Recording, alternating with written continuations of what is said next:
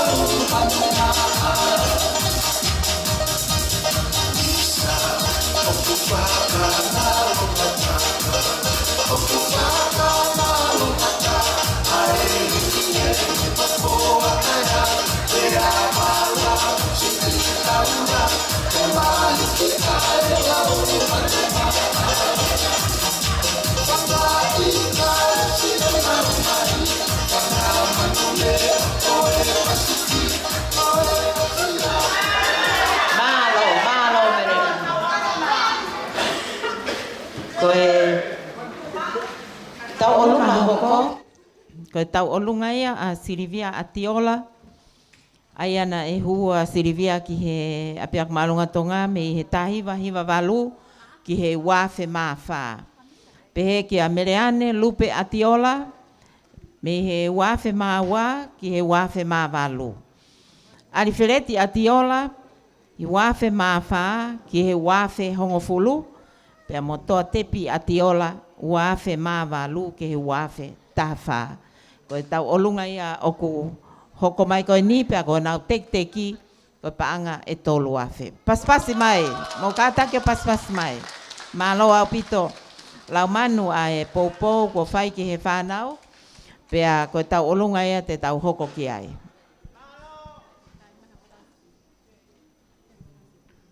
Kātake kai tā mai pea whasi.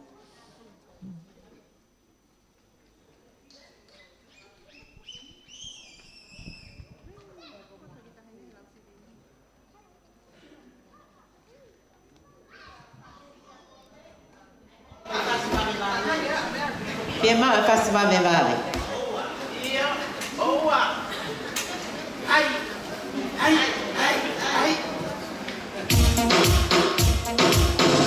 Oa.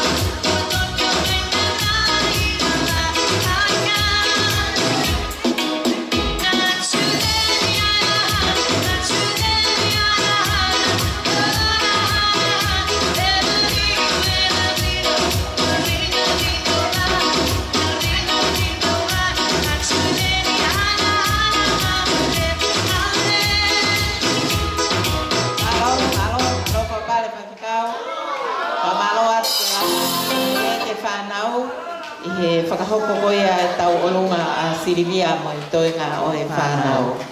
Wa malo atu o pito. Mai foki pea moe ofa me ia Viriampone ai ako ne lolotonga whakaunga tāmaki i he tupo high schoolu.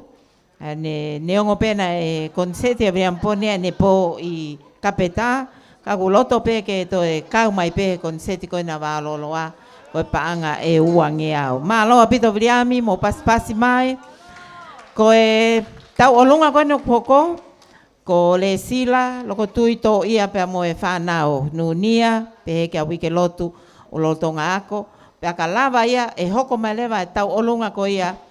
A mere tau langa pe mo e ako ma olunga ko tupo wāloloa. Malo apito.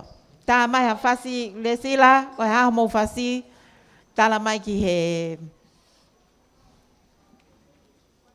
Wigelotu, o stala ki he DJ.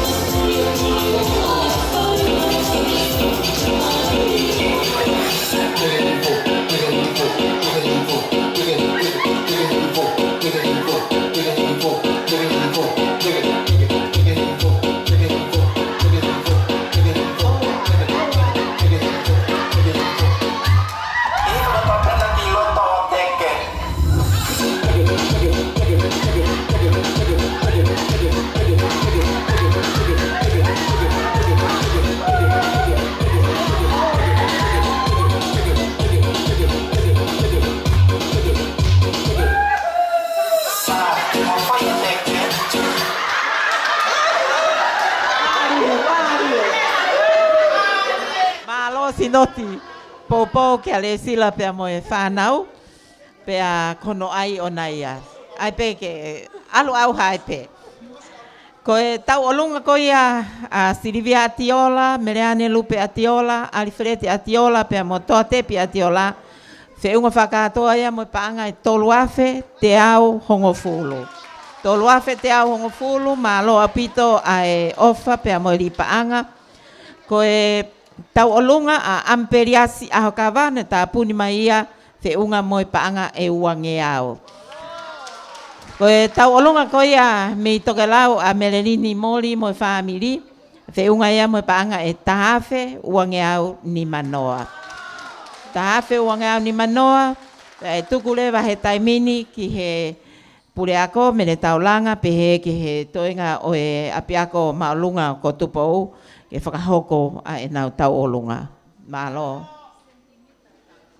Sentimita, whaiwhekau sentimita, o tala atu e he pureako, ka takmai ki muani ke whakahoko ho mou tau olunga.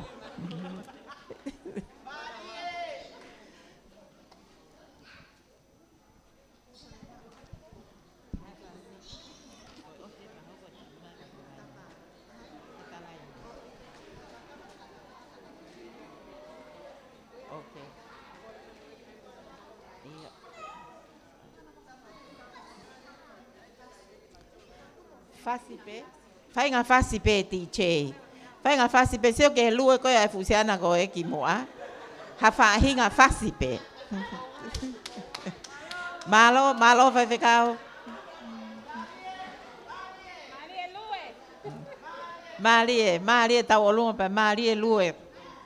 Oa to e whawhana ka melelini ka e tā fasi. Fai ngā fasipe ti che ka e whamalola he at ke puri ako hono tari ai kore mo whakatangi na whai mai me he ki koristutuku koe ni ai tonga high school o Wāloloa. Pea malo mo hono tari e whakahoko mai ki eni.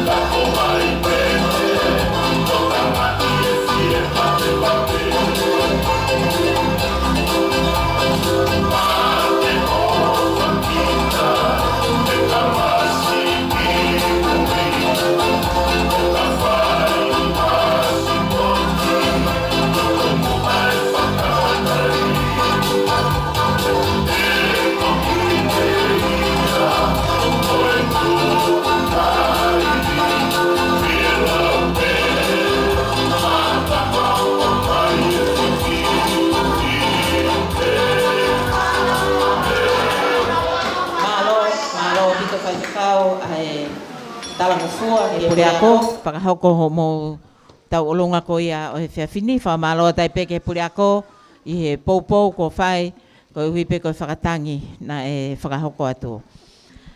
Mō kātaki kai toi ai maha pas ma e kau tau olonga, pea mo e pure ako, ia mere, pe hege toi ngā o kau whai ako, mo whanau ako ai tupo high school. Ko e kātaki pe tiche fie mau pe fasi ko e tonga hai.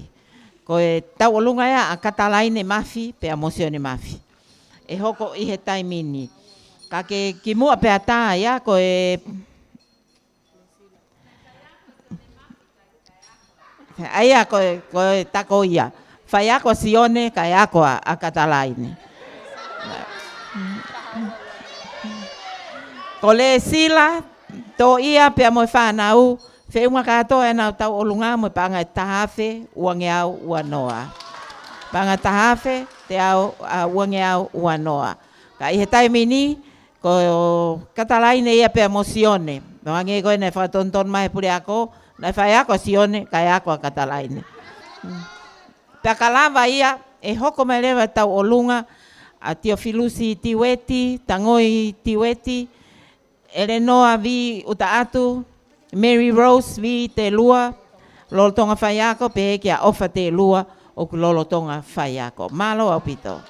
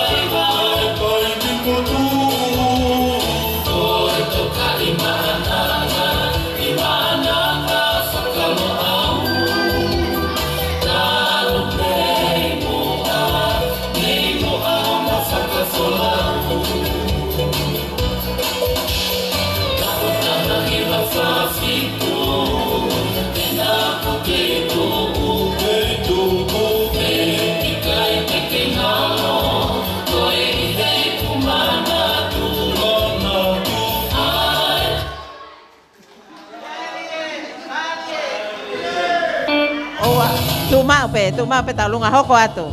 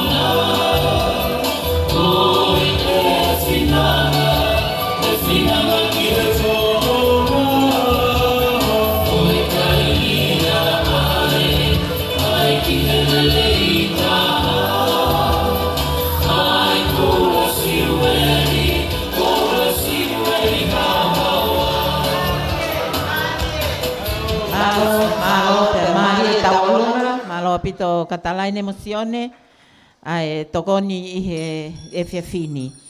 Koe tauolunga ni ko tauolunga ko ia ai Tupo High School. Pea moe ako loltonga me taulanga pea mo ka whai ako whiunga katoa e nau tauolunga pea moe paanga e tahawhe te au nimenima.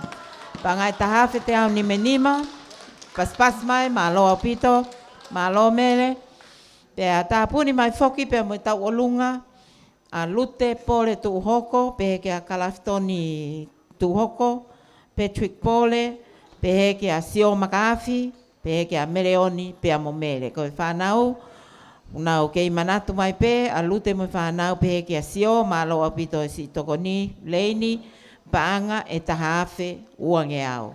Paanga e tahawhe uange au, malo apito, pea koe taimi ni, koe taimi ia o Teofilusi, pea mo Tangoi Tiweti, pe heke a Elenoa, Mary Rose, te lua, pe heke a Ofa te lua, aia una lolotonga whakaunga tāmaki i he whaiako, pea kora nau tōlu e ni hoko atiki ai nau tau olunga. Malo apito.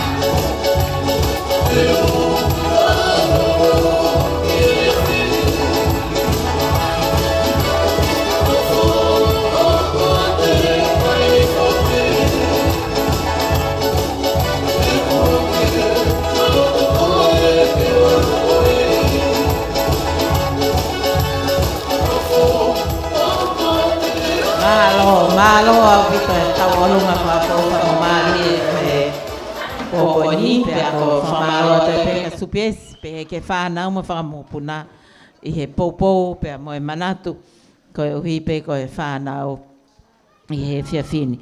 Ko e tau olunga ko ia a katalaine mafi pe a mosione. A whiunga whakatoa ia pe a mo e paanga e ua afe ua ngeao hongo fulmatolo. Ua afe ua ngeao hongo fulmatolo whamaloat ka sione i he poupou ko whai ki a katalaine i he whiawhini. Kai tātau te whito whoki ko whai ako pia mo e tahine ako.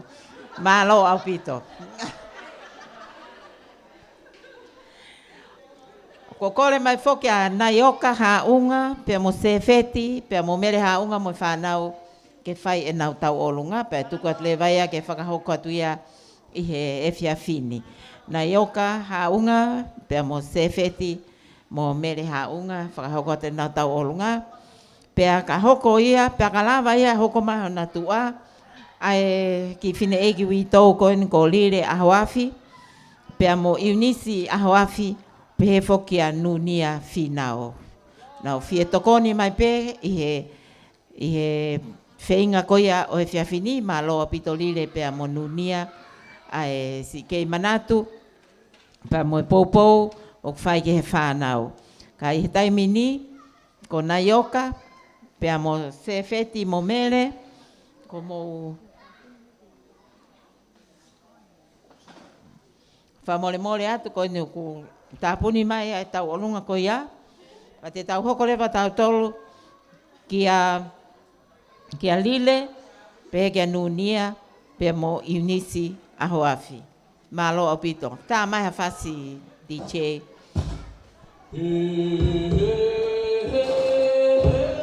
E papai ki ha'ako Wa'aka siki whakalahi ki he lotu moe ako E papai ki Malo nunia ke manatu ki he api ako malunga tonga whai whatongia e ngai taula.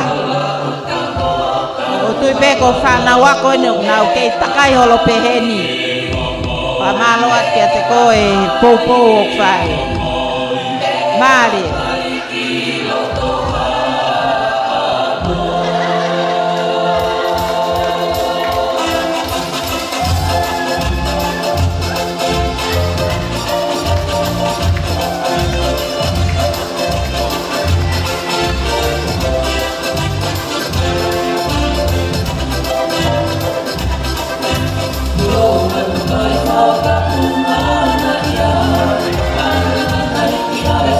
Oh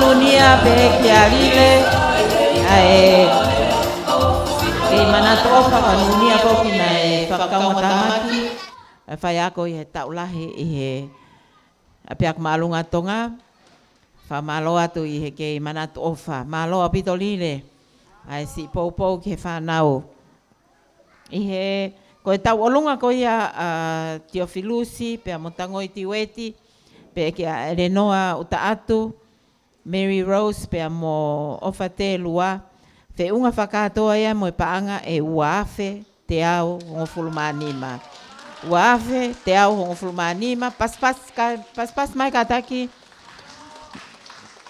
fu ofa lahi ko o mai pe a mia supiesi mo e whanau whamalo atu ko e tau olunga ana i o ka haunga pe ke a sefeti mo mele haunga ko tā puni mai aki ai paanga e ono ngeao. Paspasi mai, paanga e ono ngeao. A lolotonga koe ni ke tā atu e whasi koe ni o hoko kātaki e kau koristutuku te mai ho mou whaiwa pe mo tau olunga ki he whiawhini. Te maha mou whaiwa ko uhi ke whakawawaha ke tau ngai tau olunga ko ia o e pōni. Ka koe maupe ai ongota mai ki koe ni una tonga e paanga ko whakahoko mai katoa koe ai se niti o ko lolotonga i he te pire i he taimini. Ka taki pe tiche tā maha tau whasi. Te mai koristutuku.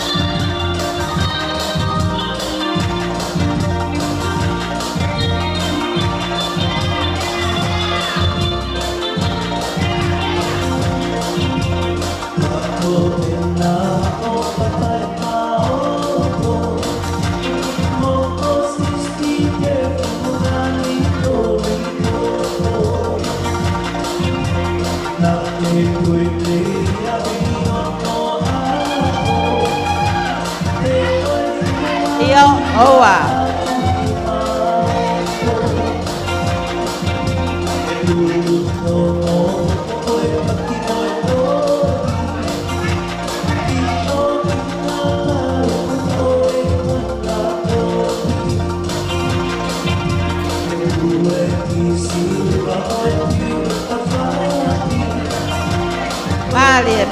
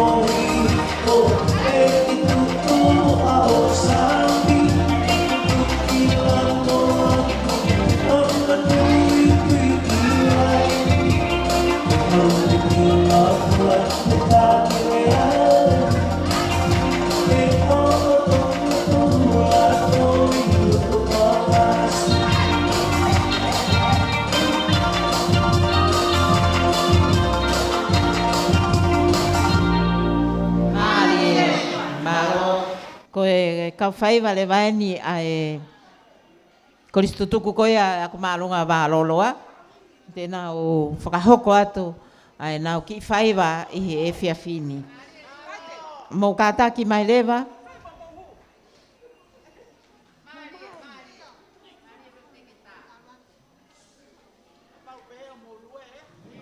Marie lue.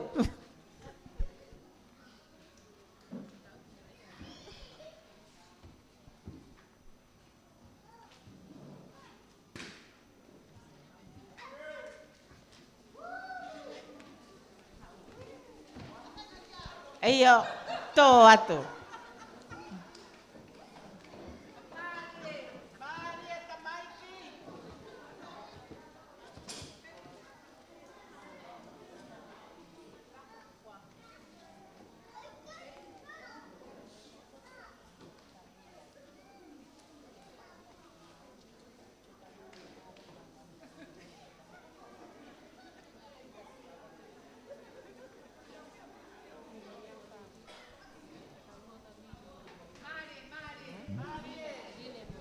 Ko e tau olonga ko e a lile, a hawafi pe a monu ni a whinau na whiunga ea mo e paanga e nimange au whaanga fulumahiwa.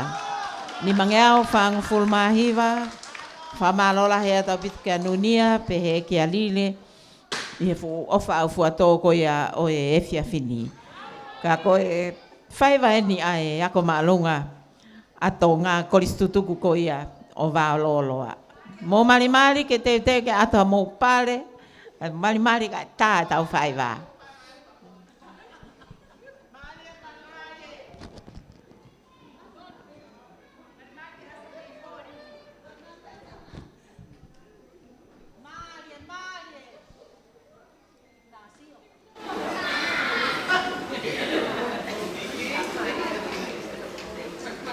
Marimari pia mō kata-kata. Kore pare.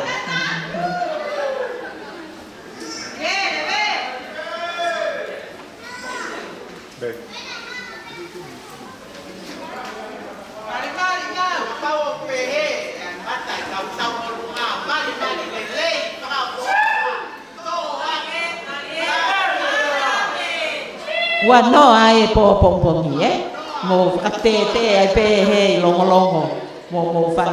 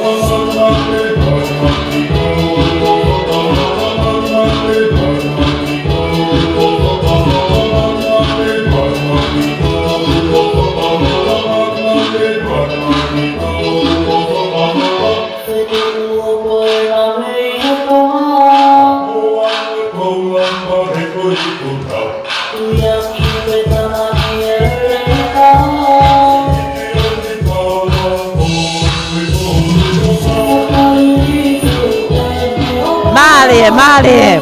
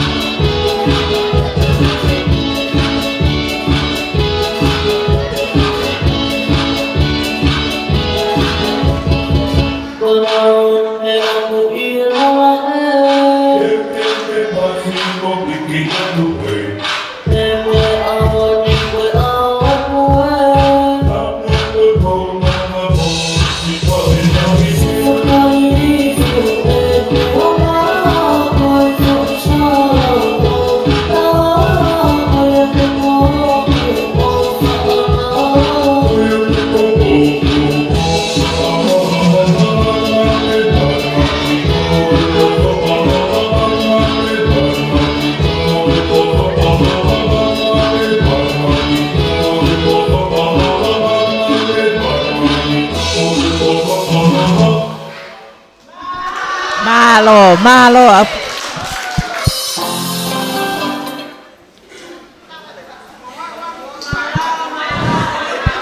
Kei toi pe.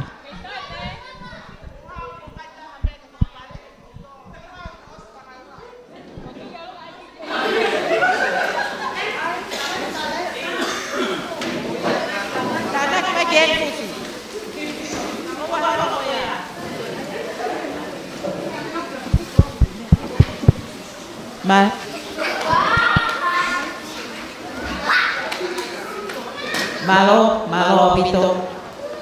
Ai faiva ai kau wako kostutuku mo to e fai e penpeni ko ni. Ko e o ai pe foki mo ki faiva ta. Na lau pe ke to ho wat mo faiva ko ya. Ate tau to ki ho wat ki mo faiva ko ya nai yang. Ko ya tapenisa. Malo apito ko tuipe to foi aliaki ki apongpongi tau whaka osi ki apongpongi pea te tau hoko le waheni ki he tau olunga ko tau olunga ko ni ko tau olunga ia atapa nai huia i he hiva fitu pekia unga tea tapa e tahiwa hiwa walu tapenisa tapa i wafe mafa pe mo kalisi tapa i wafe ma walu kai ngalo foki pe mo saya pentani i he wafe te tau hoko atu ki he tau olunga ko ia i he taimini e tala mai ho mo langi tau olunga i he taim tatau pe o guai whakaafe heni ki he koristutuku ko ia ai koristutuku e kuin salo te pehe ki he koristutuku ko ia ai koriskotupou o ko nao fia pe ke fai hanau tau olunga pe kalava e tau olunga ko ni ko tui pe te tau hoko atu ki he tau olunga ai koris kuin salo te pe pehe foki ki he tau olunga ko ia ai vata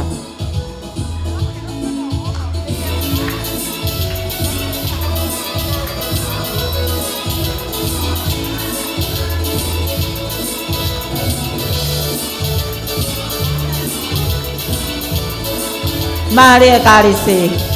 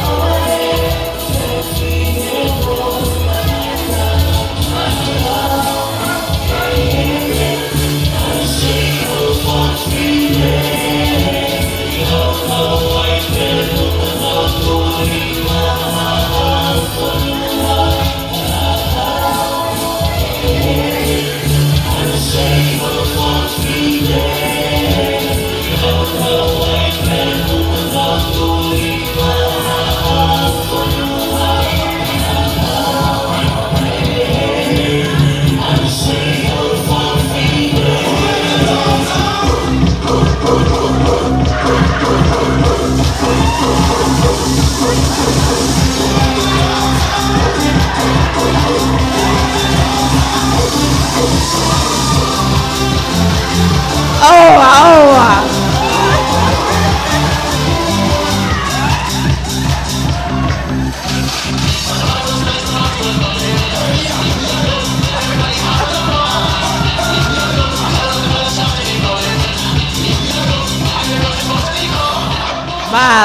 Malo, tako e pasto tonu e pa malo atu kalisi whakahoko e tau olunga ko ia pea oku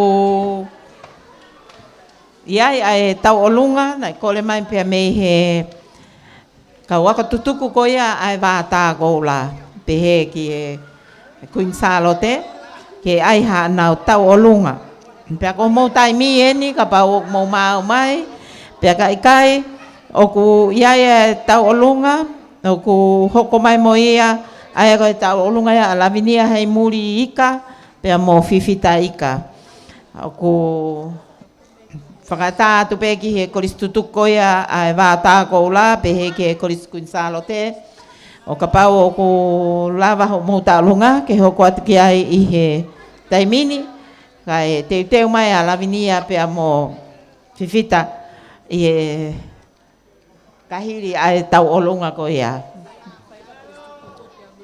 ko fai va ko ia ai koris tutuku ai na e whakahoko atu na fe unga me pa ngai te au ni manoa malo au pito ta ko e wai pe wanoa ka pato e au ka pongpong e to e ma wange pe to e lahi ange pale ka pongpong e ki longo ko e tau olunga foko ni e konseti a wa loloa ai koris tutuku e to e whakaosia ki longolongo a pongpongi o whakataha ia pe mo tuataha ki langi ka peta pe mo longolongo ai a una ui e na tolu e fa ko ni ko e fa i hai mahalo ko tu pe ko wa loloani ko e haisi pe ni i he e fiafini ko e tu ko e taimini he te pire ko e whiunga mo paanga e whamano valuafe.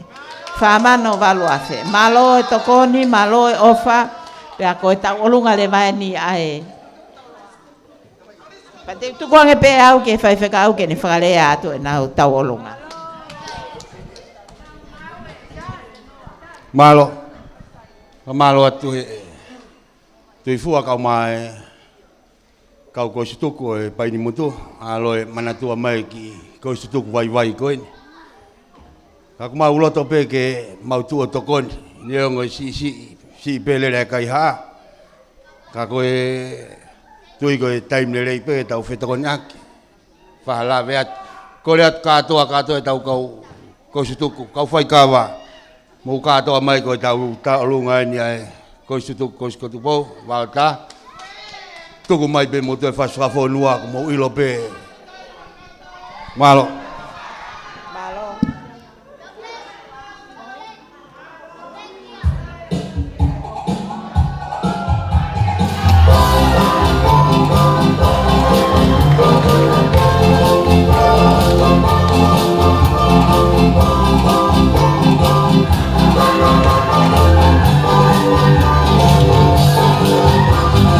Nake koris tutuku whakaku.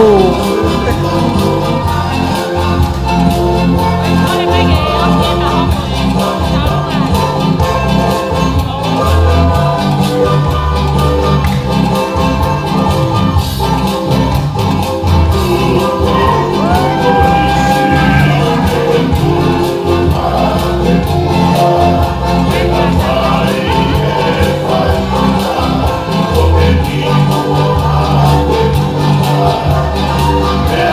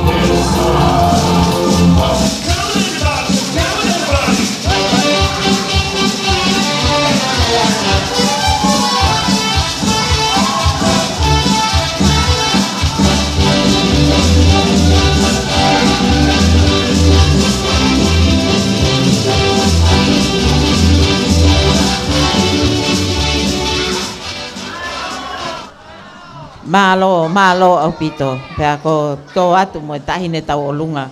Ai koris tutuku ko ia ai vāta ko la pe he ki he koris kuin salo te. Malo ai popo. Ko tau lunga ko ia atapa mo e family. Nai whiunga ia pea mo e paanga. E ni mafe te au taha ono. Ni mafe te au hong fulma ono. Pas mai malo au pito mele. Ai si i poupou ke whanau. Pe malo apito tapa mo unga tea, pe he ke ata penisa mo kālisi a e li pāngalahe i he pōni. Noko mai fo ke tāpuni mai e tau o lunga, a te vita pola apau, pe he ki hono ofefine ko mere whahina pola apau, lolotonga, waka lolotonga, pe a moe whamiri, ko e nau toko ni, ko e paanga e tolunge au. Pea, o mai foki pea mo e tokoni ki he tau olunga whakaawa ko ia o e pōni he tau olunga o pe ki a ana pea mo e whanau. Ko e paanga e whange au, pea ko aluhake ai a e nau tau olunga.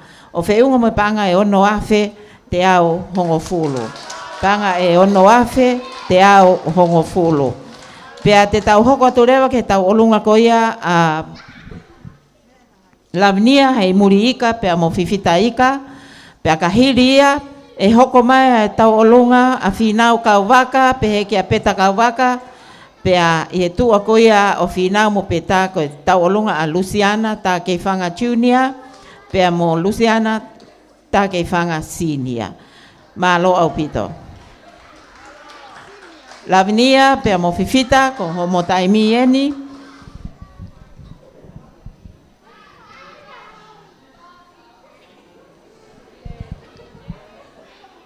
tala mai e whasi, kai, e tā atu pe he DJ e whasi ko ia, ke hoko atu ki he tau olunga ko ia. Ka tā ki whie mau e tā e whasi o e lolo.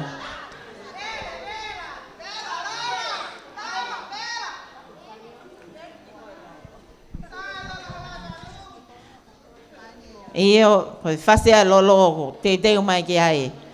Ai, ta mai ki me he kirikiri te fua. Iyo.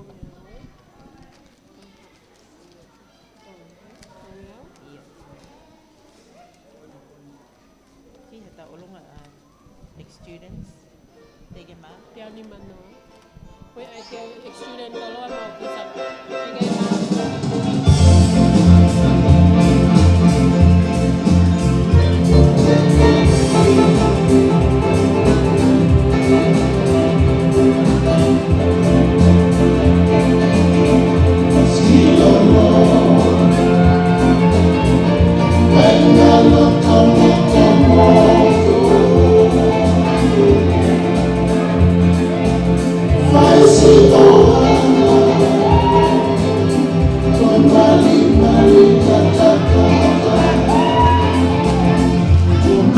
Mare.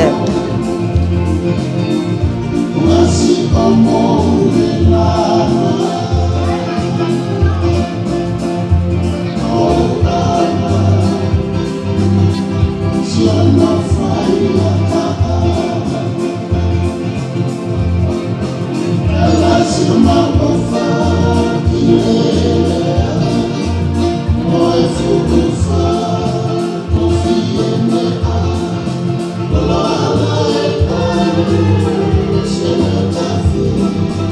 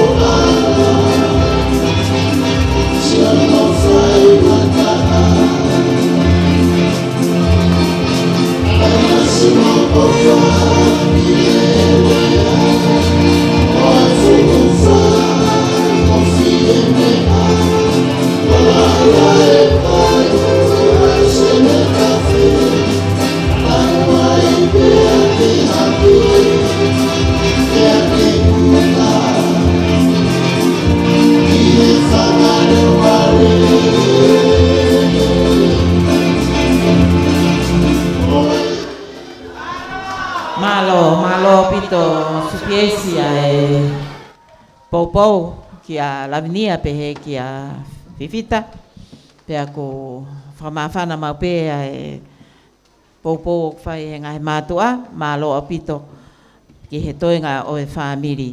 Hoko mai he taimini tau olunga a whinau kauwaka o e tahiwa walwha pehe kia Peta Elisabeta kauwaka ko e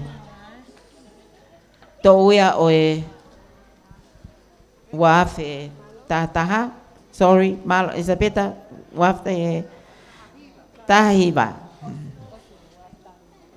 Finau peamo Elisabeta, malo au pito osmau ta mai mai fasi katak.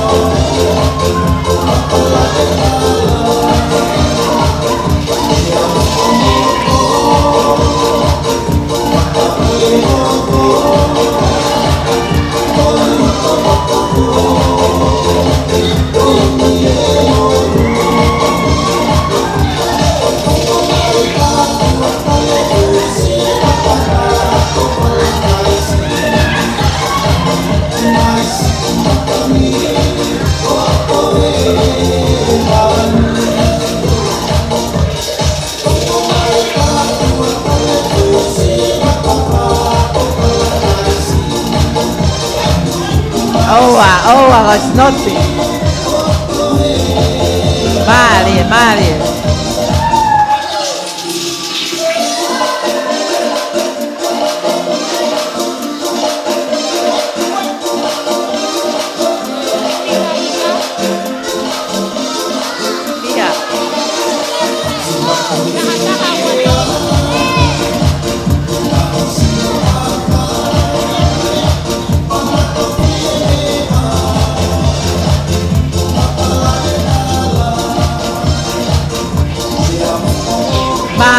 Malo.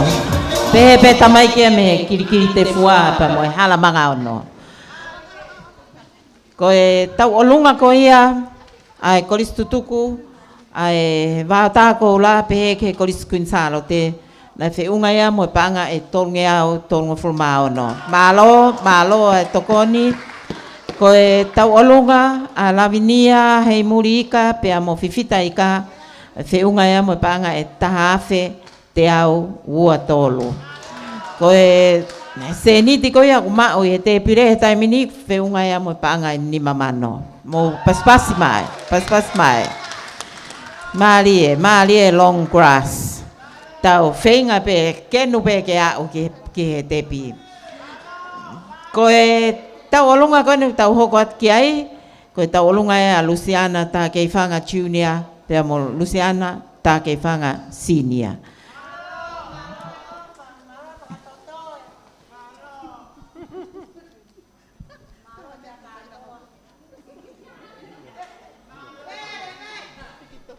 Malo. Tama fas.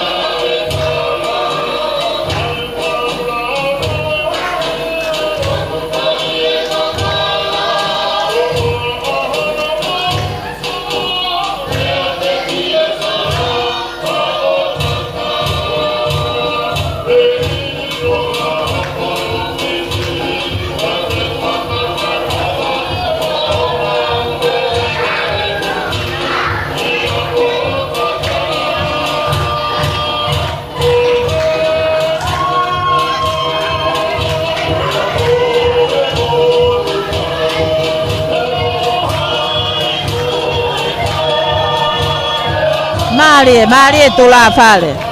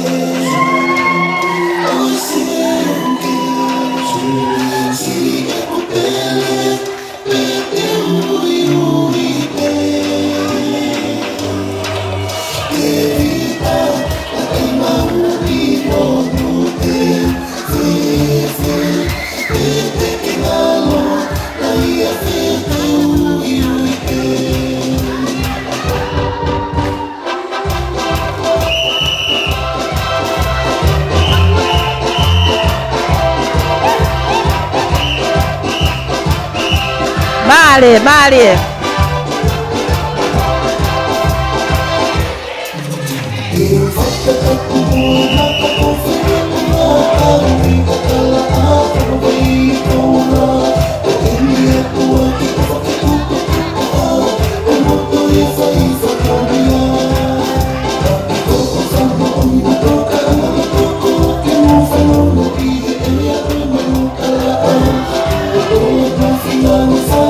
Oh,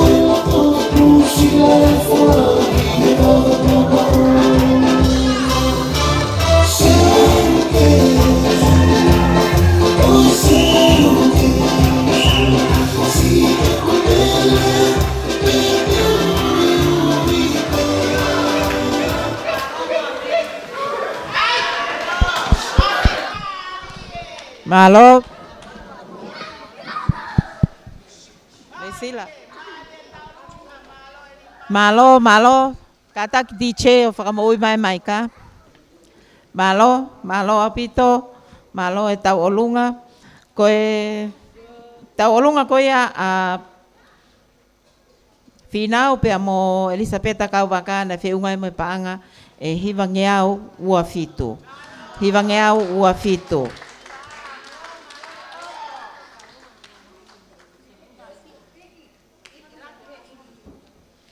Koe e taimini o kuhoko atu ki he tau olunga koia a keino lātu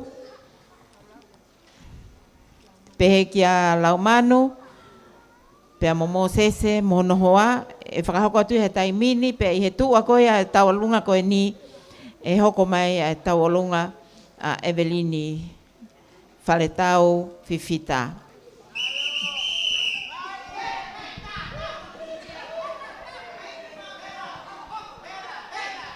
Malie. Keino lātu, tahiwa walu, lauman lātu tawake, tahiwa walu moia, pehe kia mosese, mo moana lātu, wafe mao no.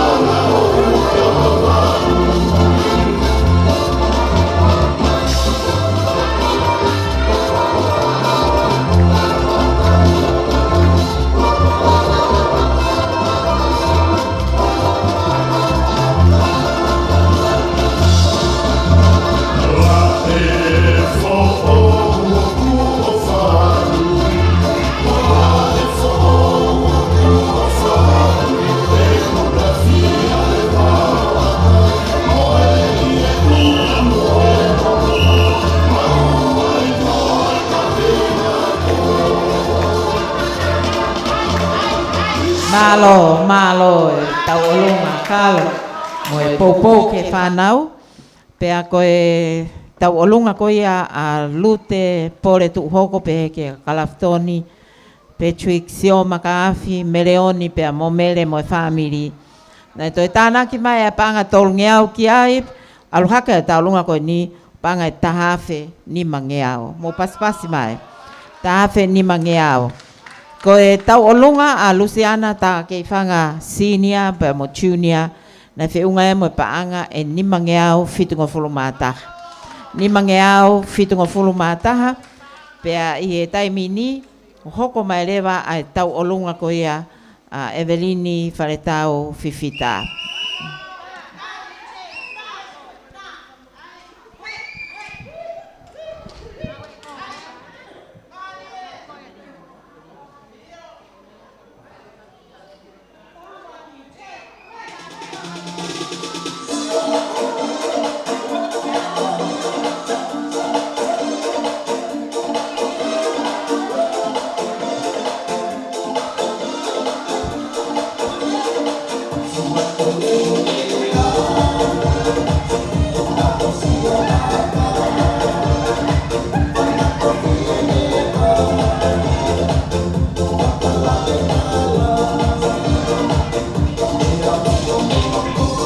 Maria Iki.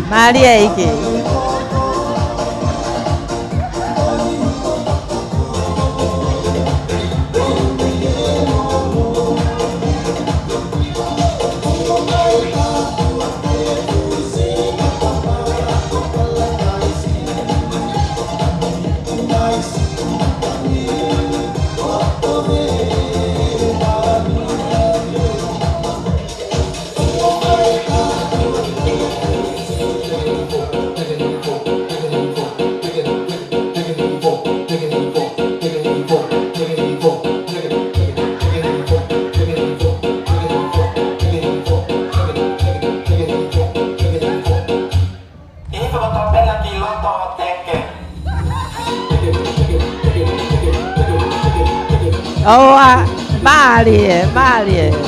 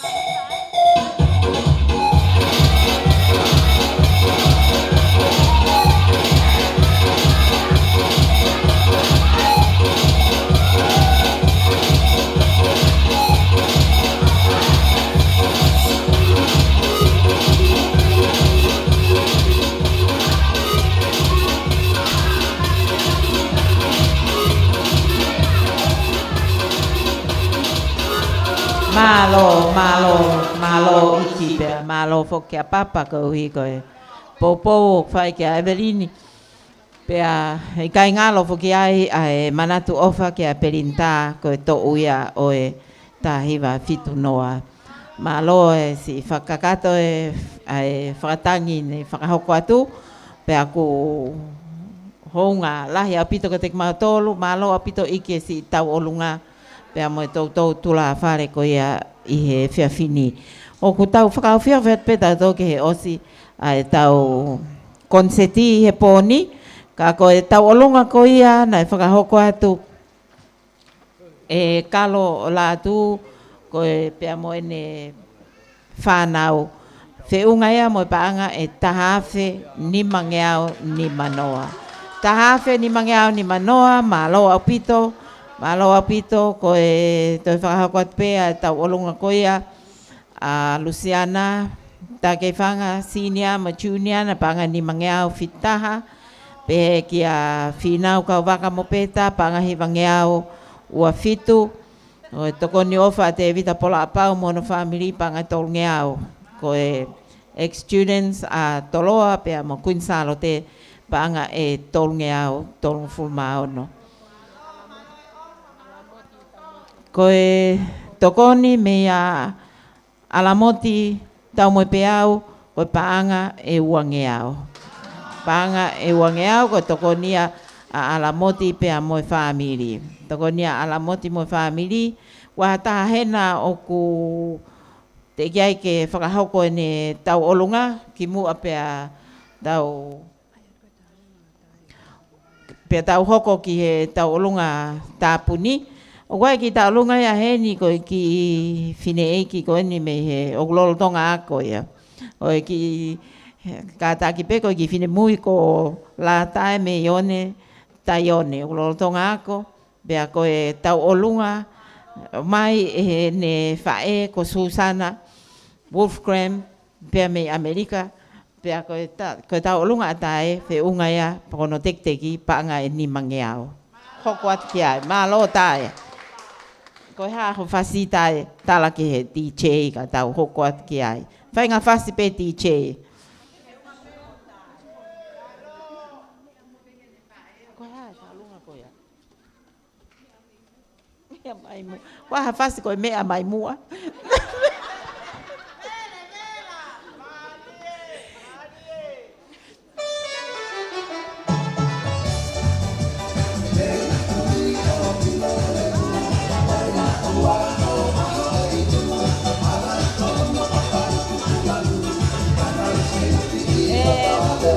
Pangani mangea we tau lunga.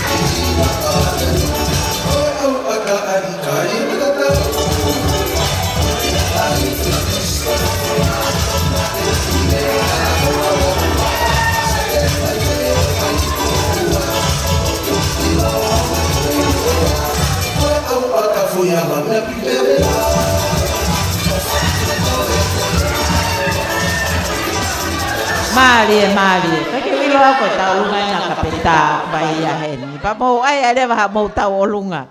Mo mas pai mai ke mau tau olunga ko poni. Koe te koia ke whakahoko ai tau olunga tāpuni. Oku iai foke ai tokoni pia mei he siasi koia wa loloa. Tokoni mei he siasi o wa loloa. I he whiawhini whamalola heat ke se tuata, a pehe ke se asio no katoa. Te unga mo paanga ni maafe. Po paspasi mai. Ni maafe. Kanai tamai se tuata, o ka pau te maua o ke tahamano, e aluha ke tau olunga wāloloa o paanga tahamano. Maloa pito se tuata. Te mau tari atu ke tahamano ko ia. Whamalola hiat ke te mautolo mo ke imea mai o whaia e whakavele vela ki he whinga paanga koe ni o ku whakahoko. Pea te mai ai tau olunga koe a tāpuni. O tonga koe ni o te mai tau olunga tāpuni ka tak peti che kai tā maha tau whas whamaapo opo e ongo whewhine ai se niti koe a I ngahi taulunga ko lava, ko tau olunga ko ia Evelini Fifita pe mo pelinta fale tau na feunga e mo paanga e wafe te au taunoa. Pas mai. Wafe te au taunoa.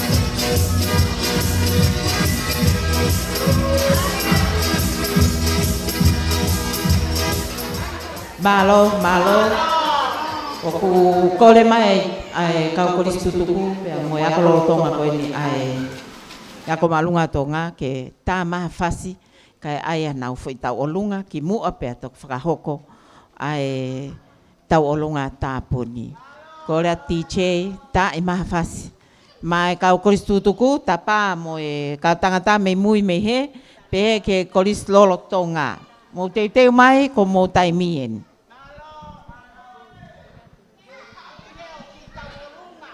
whakangongo atu ke kolistonga. Kolis tutu ka kolistonga.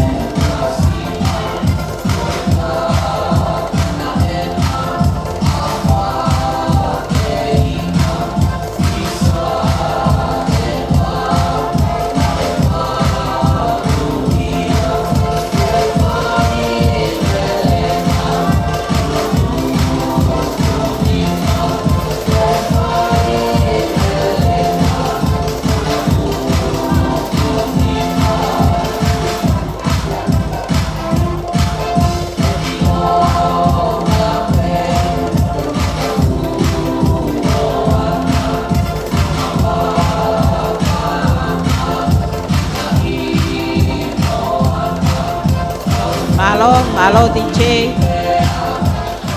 Malo pito DJ. Mai whamawhana. Ko e tau olunga ko ia a kalo la tu mo pa mwene whanau. Na to tānaki mai ai paanga te au maua ki ai. Pa kualuha ke nau tau olunga. O paanga tahawhe ononge au ni maua. Paanga tahawhe ononge au ni maua. Malo o pito kalo. Pea te tau hoko lewa tau tolu ki e tau olunga tā puni ko ia o e poni. Pea koe tau olunga koe ni whafonga i atu pe ai whanau mo whakamangapuna. Ai ako sione pete lo koe tahiwa no. A te laite koe tahiwa hiwa tolu.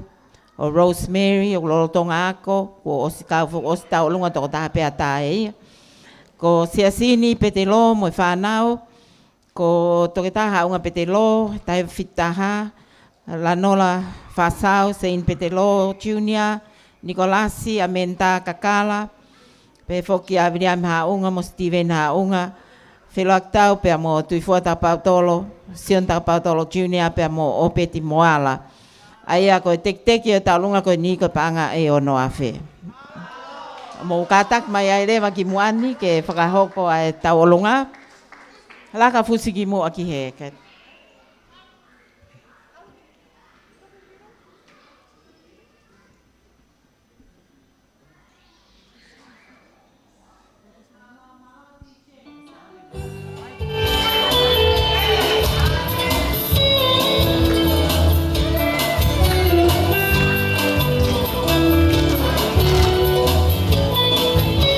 Golfos.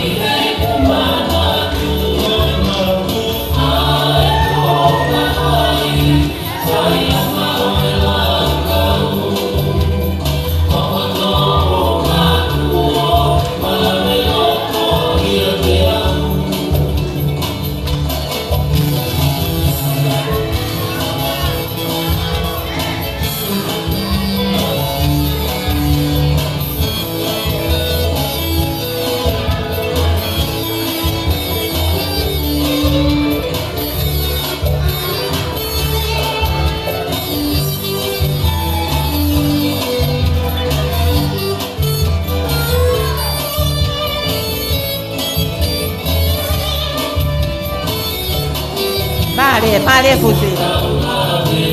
Malo litan. Sena lapia alu ke taulunga.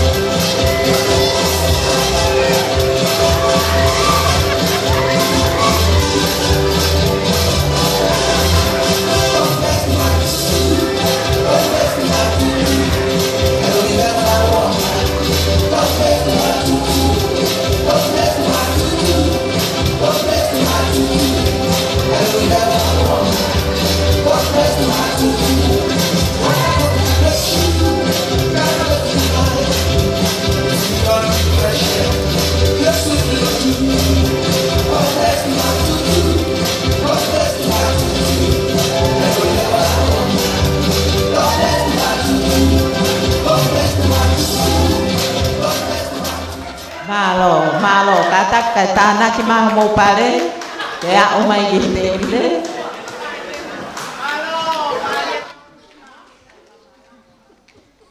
Fa malo lah ya tau bit ke kau ha mala ho mo me mai he ponio. Fai hat tokoni ki he konseti ko ni a valoloa ma henga valoloa pe ko fa malo lah ya to mo tu taimi kam tau kau i he fiafin. Ko ke i whakamahapopo ko ia tau olunga whakaos ko ia o e poni, ko le peke TJ ke to tā mai peha ki fas. Pea kalama ia, ko le peke whaiwhekau ke a ope sa mate ke ne whakahoko atu a lea whamalo o poni, mo whakahoko atu ai pe a lahi ko ia ai ofa ko tānaki mai i he e whiawhini. Mahalo apito TJ, ai maha tau fas.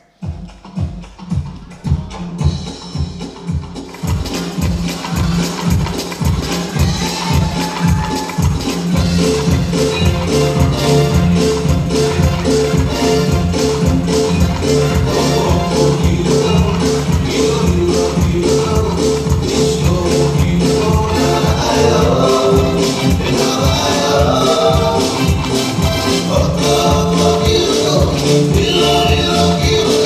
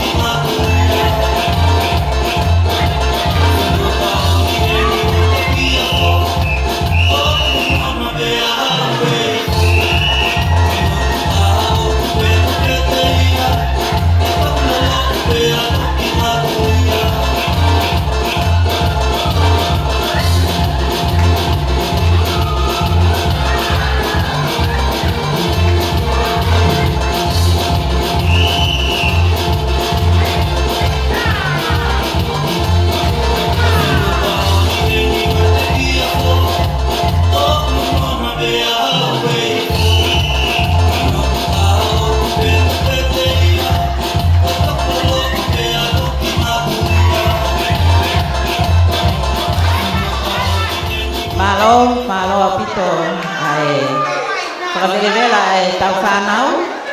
Ko e tau alunga ko ia whakaola.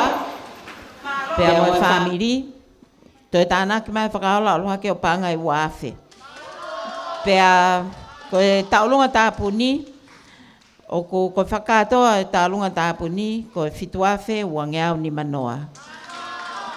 Pea ko e whakakatoa lewa ko e tau konsete he whiawhini e tōku whakahato he whaiwhikau. Whakataha pea mo e whakamalo mo tau lotuku. Malo a pito o pe. Kātaki pe he whaatalahu i a pui talahu i.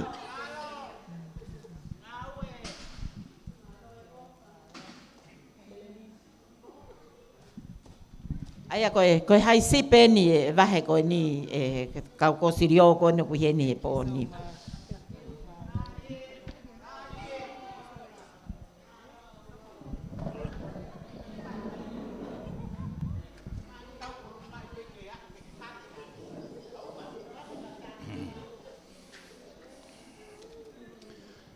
Patap ki pia to mafi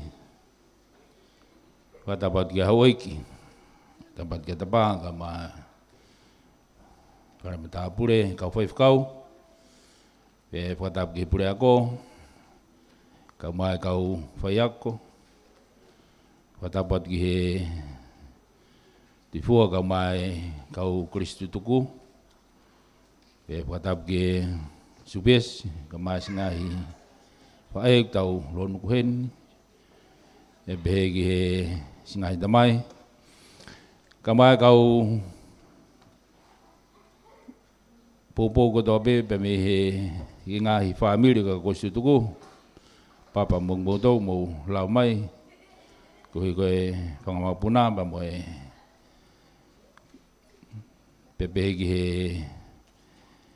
mutol ko dobe te fuai he malmal holo e fuai skulu pe mo ke u puke whainga mari ko ni ke whai atu ha whamaro pa whunga e atu ai ko isi tuku wālolo kau maa komiti ko isi tuku ai pia ko hotonga i skulu ai whamaro lahi ka tiki motolu ko i ko e tau ikuna e whatongia o e whiawhini whamaro ki he pure ako kau maa ini kau ngawe ko i ko whakawhainga maari o e wharen i ka tau lawa mai whakahoko ai e tau whenga seniti ko hi ke popou ki he presideni o Kristu tuku kau maa ako tutuku projeki e ako ku whaingawe ke ka Kristu tuku ko i au ko kaha rea moa pureko mere kau mai ngo tukan pure pe ke ngo tiu talahi kau mai kau ngawe whamalo lahi atu ko whainga maari o e wharen whakakato e whatongia koen pe whok pa moe whamalo ki he kau tau hi whanau whakawhiwhi au bito ai pe whakamawhana ai whatongia ai pon mana tu ia utika ke uta orungau ha konset lahi pen i he talo e gutup pea dama ku hoa ke hoa asimai ke mea whaita ko tango whio ko pea mo mui me whaita lawa i pe au whamawhana ai maulawe i atu o mo tokoni mai ki he whatonga e pon pe whamalo hoke kau Kristu tuku, Kristu tupou ka mai, Kristu nsalo te, i he tokoni lahi, ko mou vai pon, ki he whenga koe ni, ka mai ka Kristu tuku Kristonga, pape kau Kristu tuku toa pe, mou mea mai o tokoni ki he whenga o poni, whamalo lahi atu. Pe fuk pa moe whamalo ki he kau whai whakau ka maa se tuat, tapa moe siasi o wāloloa. Ko hi koe tokoni, mea ofa. Nea ko pe ne si ka ku lawa i pe mea malo au bito se tuat. Nei mei whakakato mai hange ko e whimau a tuifua.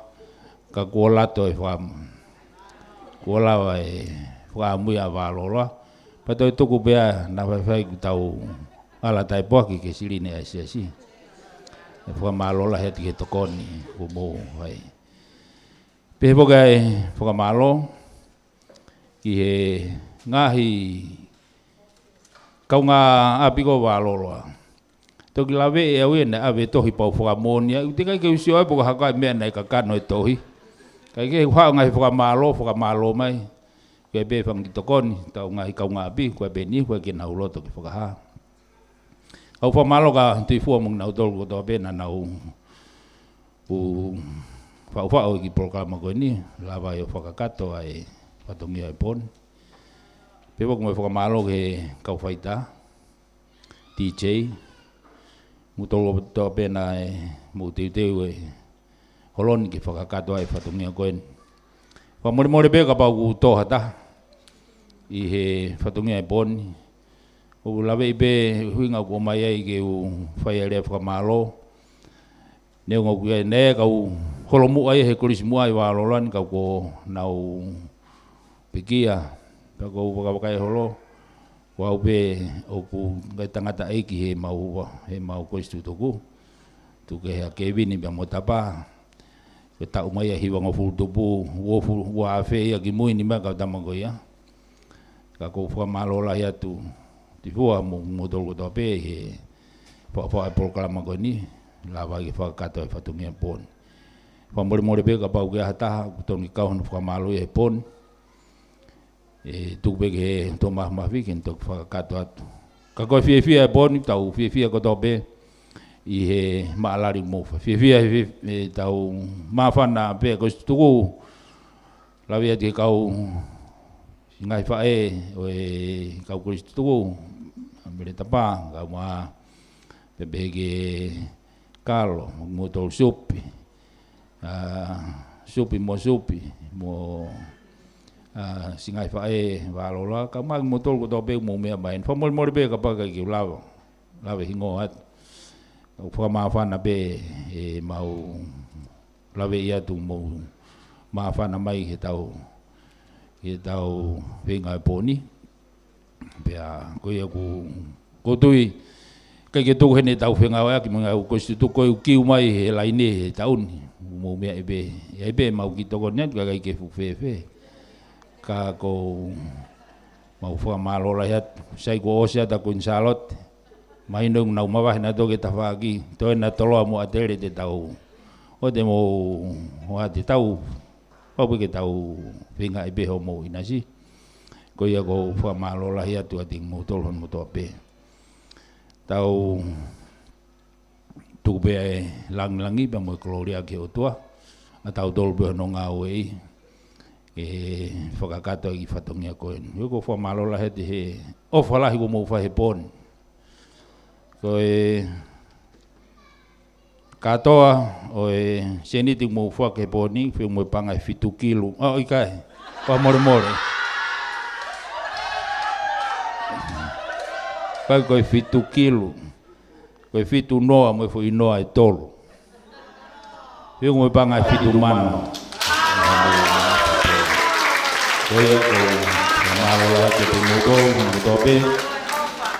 Patong pimbo ke to mafi ke ne ke fono atu ngahi kato ga mai ngahi nga me ko fai hono vai ko fatongia o pon hangi ka te uia ko to ta wina si fonga pe me komiti na ku to pe tu kuwa ka tau ki malolo kai ke tau tu pe ko pe ngai project la e kolisi. Te whio koe vai ua tokani koe, hau koe ni ngata pei kol motua. Te ke tau hopu kol fōpa moha haki. Maha koe whai project hea taha, mahalo e taha ku. Ka koe u whamalola heat, o whalai mo whai poni, ma whanai mau loto pa mo mau lau maari, i whai ta whamalo. Koe pia whamalo, whawhungati au koe situku. Whamori peka pa tono nou, wena ha, vai whakakati whatungia poni. Mau kore whamori at peka toi pia whanau. Ako e whakatoa whamalola he te tokoni, pangalahi mo whai poni. Ko pe moa ke u whakatoa ke whatunga pone a pe ha tau lotu. Tua mafi ko mau tamai whaiwai ne whiona. Mau whiawhia ke whawhitai ki hoa whio ko ke mau ikuna e whatunga e pone. Na mau kamata ngā weni, mo mau kore ki lau maari e whiona. Haere mai whakamawhana ki mau tolu. Haere mau kau he mau whiawhia. Mau ikuna e pōkoni pa mo whupanga lai. Ato e whawhitai pa mo whakamalo ki hoa whio. Io tokoni mai ngai family, kau koistu tuku. Apia ko marunga tonga, kau mai kau koistu tuku. Pa me he ngai apia ko kehi tongani, na tapa mai hona wiwi. Pepeke kau kau maa si i kai ngau whakatoa be, kau whakatahe poni. Mau lotu be ko hawhio tua, whawhitai ho kei whakalotoa ki nau tolu ke whai e tokoni koe, ni ko hui koe whatongia, ko istutuku a ko marunga tonga. E mau lotu ia o moana ke tuangi matua halfononga. Tau ke tā kau o pepa mhoa whio, ngahi whatongia ko istutuku utoe ke kau ai lau maari a whiona. Tuok mau hangat whio, mau katutuku pe me whihe angai poni. Tau whanonga pepa mhoa whio, paka ho sia taim ko mau mawai ha malolo. Ko malolo ia ki mau tolu ka mātoenga se mau ngai family. Whai no whakafu o i he sino, i hata mai me te pua mau lau maari. Whanguna ki mau tolu ki a pungpungina mo hei wuk fu o. Whakatoa ngai whatungi ngoto pe uke ui, mo ki tutuni ki mau tolu ki halwhanonga. A ngai whawhonga mai a whiona, ngona pa kei talia e whalot mau whai. Mau lotu koro to pe ngai tau pokini, ya Kristo ko alwa ko mau whamui. Meni pe wa Kristo tau iki ko Sisu Christ, o whala to tau tamai, pe pa mulau mare manon, tik mau toko to pe ya, ki whai pe tai mata. Amen. Halo.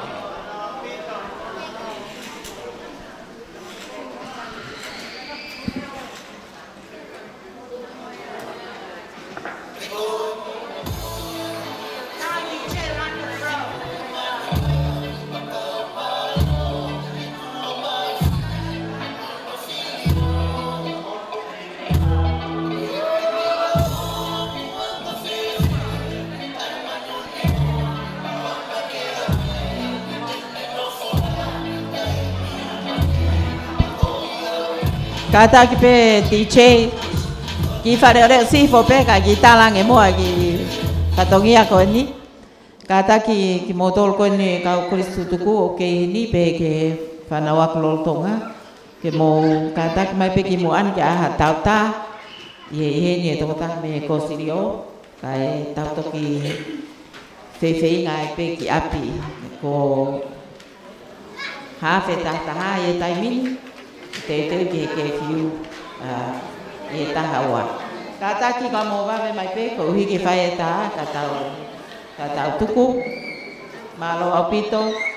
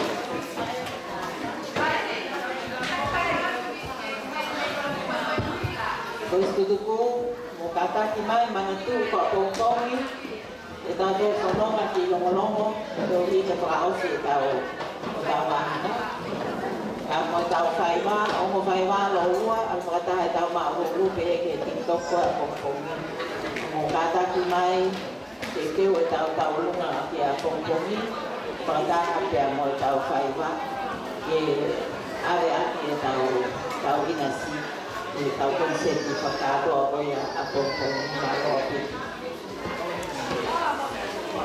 Koris lolotonga, mo e tau ako lolotonga, mea mai.